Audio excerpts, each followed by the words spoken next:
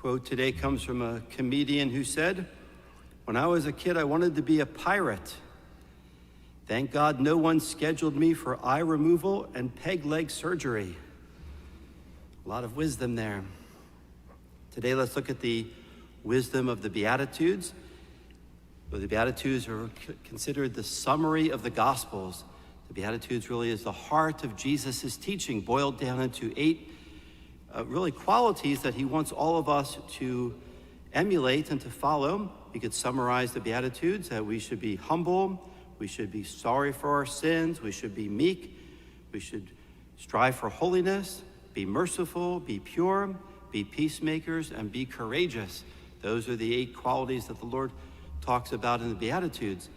Now, Matthew's gospel always shows Jesus as the new Moses.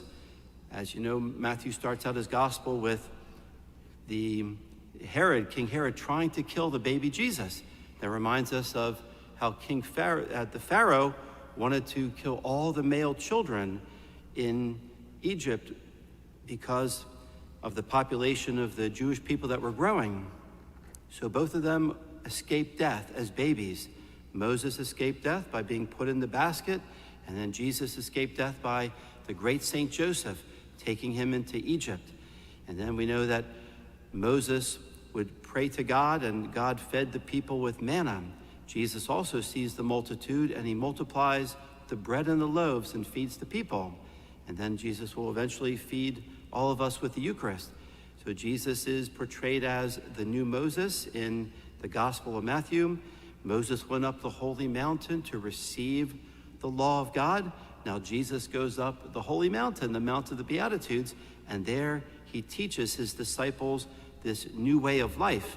And just very briefly, in these Beatitudes, we see Jesus says, "Blessed are the poor in spirit, for theirs is the kingdom of heaven."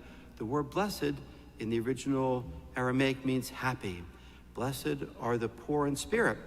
What does it mean to be poor in spirit? It means to be dependent upon God for your holiness, for your spiritual life, to be trustful, to have spiritual childhood, to be detached from the things of this world so we can be more attached to God. Then he says, "Blessed are those who mourn, they shall be comforted." Now notice that it's always referring to heaven, that people maybe be mourning in this life. For example, the loss of a loved one, a parent, a spouse, a child. There will be mourning in this life, but we'll be comforted in heaven. And we should also mourn our sins and the sins of the world. We should be heartbroken when we see war, terrorism, abortion. These things should cause us sorrow. And then, blessed are the meek. The word in the original language is the humble, the gentle, for they shall inherit the earth. And the earth, for the Jewish mindset, was our heavenly homeland. We shall then hunger and thirst for righteousness, for we will be satisfied. Always have that desire for holiness, and God will give you that grace to become a saint. Always desire, have that hunger and thirst for holiness, and God will give you that grace to become a saint, so you'll be happy forever in heaven. Blessed are the merciful, for they shall obtain mercy. If you're merciful towards others, then when you die and come before God, God will be merciful towards you. Blessed are the pure of heart, is referring to cleanness of heart, not being defiled, for they shall see God. Again, it's referring to heaven. You shall see God in heaven. And this really is a good indication why there's a purgatory, because how many people, when they die, are perfectly pure of heart or clean of heart? If they're not, they have to go to purgatory to be cleansed of any attachments or imperfections. And that's why we need purgatory, so that we can see God face to face in the beatific vision. As the book of Revelation says, nothing defiled can enter heaven.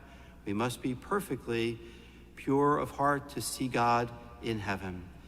Then we're called to be peacemakers, and we shall be called sons and daughters of God. We'll be called children of God. So be a peacemaker in your marriage, in your family, among your siblings. Be a peacemaker in your home, in your workplace. And the last ones, blessed are those who are persecuted for the righteousness' sake, for theirs is the kingdom of heaven. Again, the Beatitudes tell us that how we have to live in this world to be happy in the next. If we're persecuted for the sake of Christ, for the sake of righteousness, for yours will be the kingdom of heaven. So those are the virtues to pray for today.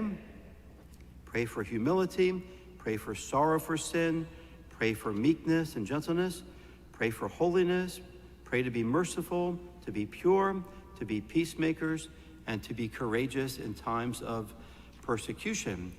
So let's try to every day live out these Beatitudes, which is the roadmap to get to heaven.